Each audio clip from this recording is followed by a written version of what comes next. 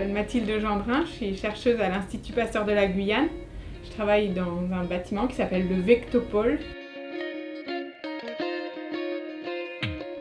On travaille sur les moustiques vecteurs de différentes maladies.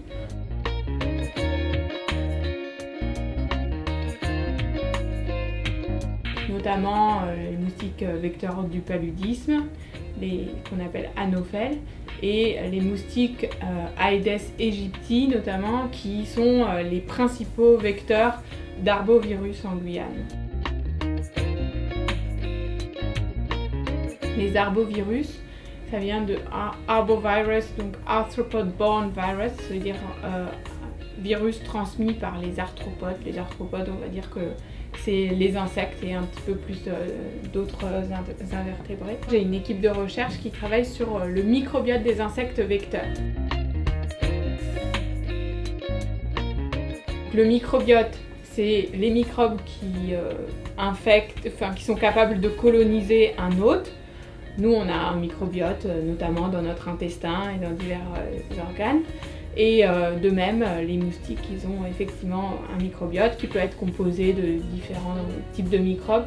Ce à quoi on s'intéresse en particulier, c'est le microbiote bactérien. Donc toutes les bactéries qui colonisent en particulier l'intestin du moustique. Quand un moustique, disons par exemple un moustique qui va transmettre des virus, quand il ingère le virus se retrouve au milieu de l'intestin du moustique et donc au milieu d'une communauté microbienne qui contient plein de bactéries ou d'autres microbes. Cette communauté bactérienne, elle va avoir une influence importante sur la capacité de ce pathogène transmis, donc du virus ou du parasite, à infecter le moustique. Et de plus, cette communauté microbienne, le microbiote, elle va aussi avoir une influence sur le moustique lui-même.